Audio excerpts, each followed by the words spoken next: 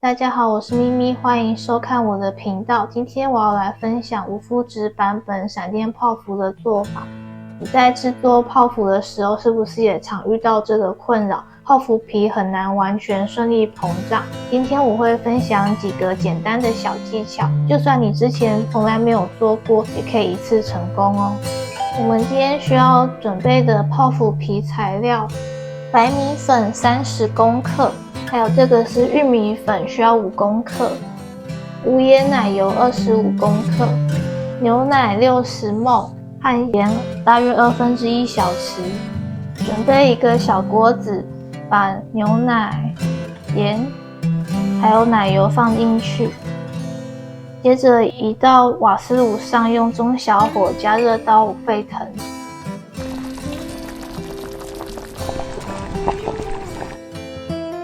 然后把米粉和玉米粉加入拌匀。制作泡芙的时候使用这个方式叫做烫面法。面粉烫熟之后，它可以在烘烤的时候膨胀得更顺利。拌匀之后会呈现像这样子，很像白酱的状态。我们再移到瓦斯炉上，用小火加热，把它炒干。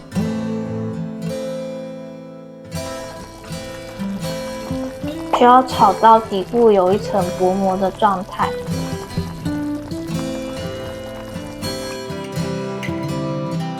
炒干的面团会由白色转为这种淡黄色，然后它的底部呢会有一层薄膜附在你的锅子上面。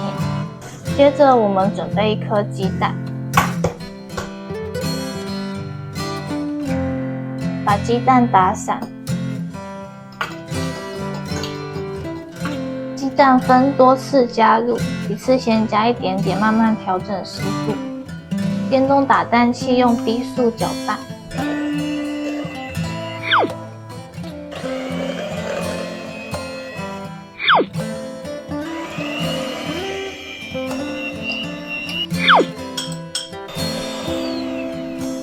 搅好的面糊它会是呈现有点浓稠的感觉，那你用刮刀提起来的时候，会呈现一个三角形的状态。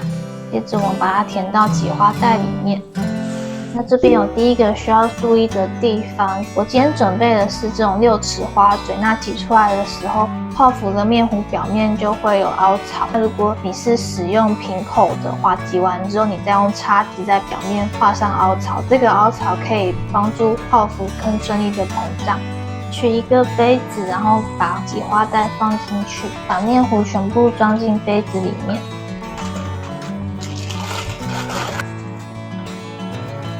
每个泡芙挤成大约7到8公分的长条状，那中间留一点缝隙，因为它烤过之后会再膨胀。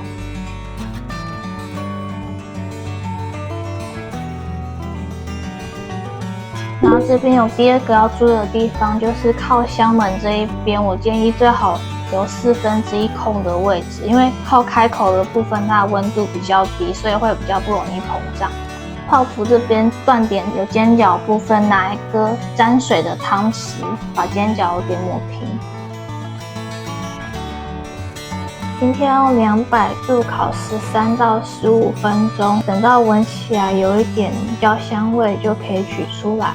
第3个要注意的地方，烘烤的时候绝对不可以把烤箱门打开，烤的时间要久一点，让它完全烤熟，它才不会出炉之后弹掉。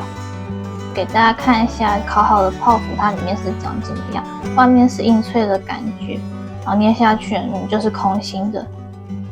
然后扒开来了，它中间会呈现这样子的空洞，它里面结构是这样的，有点像那种纤维的感觉。在等待泡芙放凉的时候，我们来准备泡芙内馅。今天我准备的是香缇鲜奶油，需要鲜奶油80公克，以及这个是糖粉8公克，然后里面还要再加一点灵魂香草籽酱、糖粉还有香草籽酱都加到鲜奶油里面。香草籽酱根据个人喜好加入少许。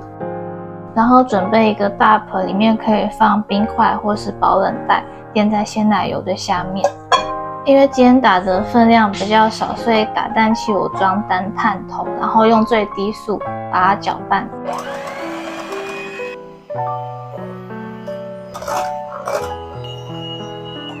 让这样的鲜奶油呈现硬挺的状态就可以了。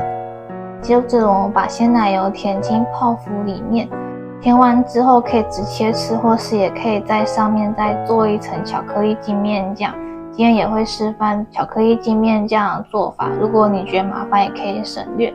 如果你是要把它填完馅就直接吃的话，可以在泡芙的背面开口，让比较漂亮的这一面朝上。泡芙上开一个花嘴能够进去的口，然后左右把奶油馅给填满。如果是上面要抹晶面酱的话，就在正面开口。最后巧克力晶面酱做法很简单，鲜奶油放到瓦斯炉上加热，然后冲入巧克力里面，巧克力和鲜奶油用1:1的重量把它们搅拌均匀。如果底下有一点结块比较难溶的话，可以用隔水加热敷一下，像这样子很滑顺会反光的状态就可以了。最后一步在泡芙上面抹上一些巧克力酱。现在制作完成，泡芙的话冷藏大约可以放3天，我觉得口感是最佳的。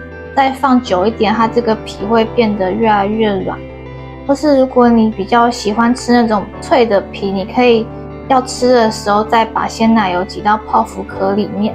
我个人真的非常推荐鲜奶油馅，然后外面是加巧克力的晶面酱。这个巧克力晶面酱我是用75%的巧克力去调的，所以吃起来会有苦甜的感觉。如果你喜欢我今天分享的食谱，可以帮这支影片按个赞，下次你要制作的时候就可以很快的找到它了。